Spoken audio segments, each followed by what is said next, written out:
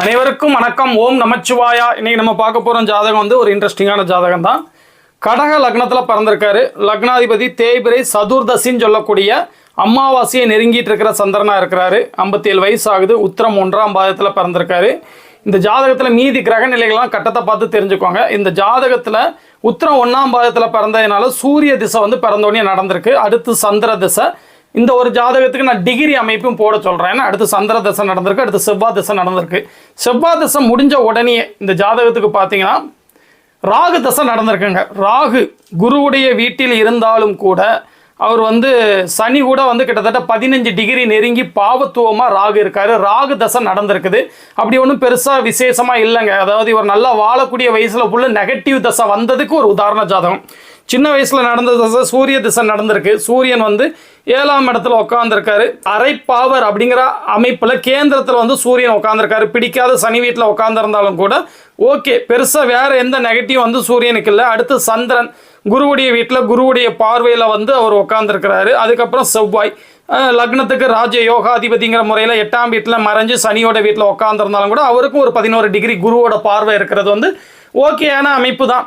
அதே நேரத்தில் ராகு திசை சனியோட 15 டிகிரி நெருங்கின காரணத்தினால அப்படி ஒன்றும் பெரிய விசேஷமாக இல்லை. பாக்கியஸ்தானத்தில் உட்காந்துருக்குல தந்தையை கெடுப்பார். பாக்கியதைகளை வந்து கெடுக்கக்கூடிய வேலைகளை தான் அவர் வந்து செய்வார். பெரிய விசேஷமான அமைப்புகள் இவர் வாழக்கூடிய வயசில் வர்றதுனால இல்லை. திருமண வாழ்க்கையிலும் வந்து அப்படி ஒன்று இவர் நல்லா இல்லை. இன்னொரு முக்கியமான விஷயம் பார்த்தீங்கன்னா இவர் வந்து பண்ணிட்டு இருந்த தொழில் வந்து பெட்ரோல் பங்க் வச்சு கொடுத்துருக்காங்க. பெட்ரோல் மனைவி வீட்டில் இருந்து பெட்ரோல் பங்க் வந்து இவருக்கு வச்சு கொடுத்துருக்காங்க. அதுலேயும் அப்படி ஒன்றும் பெரிய லாபங்களை வந்து அடைய முடியாது. சனியோடைய காரகத்துவங்கள் பாதிக்கப்பட்டிருந்ததுன்னா பெட்ரோல் தொழிலில் எப்படி வந்து சம்பாதிக்க முடியும்? இப்பவும் பார்த்தீங்கன்னா விவசாயம் பண்ணுறேன்னு சொல்லிட்டு பணத்தை நஷ்டப்படுத்திட்டு தான் இருக்காரு அப்படிங்கிறது வந்து அவங்களோட குற்றச்சாட்டாக இருந்தது. சனியுடைய துறைகள் வந்து கண்டிப்பாக நல்லா இருக்காதுங்க இவருக்கு. அதில் பெரிய லெவலில் வந்து இவர் போக முடியாது. ராகு திசை முழுக்க கஷ்டப்பட்டிருக்காரு. அதுக்கப்புறம் பார்த்தீங்கன்னா குரு திசை.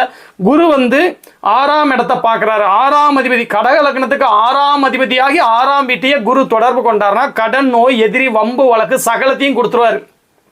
லக்னாதிபதி வலுவோடு இருந்தால் இதில் இருந்து தப்பிக்கலாம்.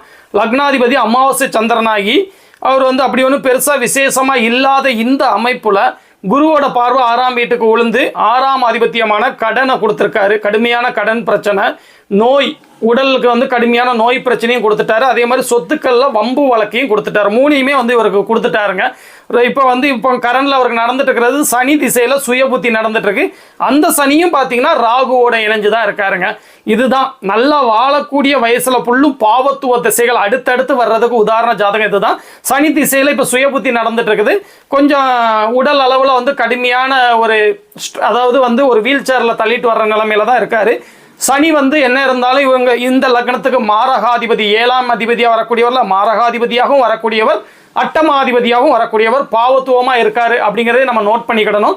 எந்த அளவுக்கு நம்ம வாழக்கூடிய வயசில் நெகட்டிவ் தசாபுத்திகள் வந்தால் ஒரு மனிதனுக்கு வந்து நல்லா இருக்காதோ அப்படிங்கிறதுக்கு வந்து இந்த ஜாதகம் ஒரு உதாரண ஜாதகம். சின்ன வயசில் வந்த தசாபுத்திகள்லாம் கொஞ்சம் பரவாயில்லாமல் தான் இருந்தது. ராகு குரு சனி மொத்தமாக நல்லா இல்லை. இந்த குரு திசை 6ஆம் இடத்தோட தொடர்பில் இருந்து தசை நடத்தும் போது ஒருவேளை பௌர்ணமி பக்கத்தில் இவர் பிறந்திருந்தாருன்னா அப்போ 6ஆம் இடத்து நல்ல பலன்கள் வந்து கொஞ்சம் நடந்திருக்கும். நல்ல பலன்கள் என்ன?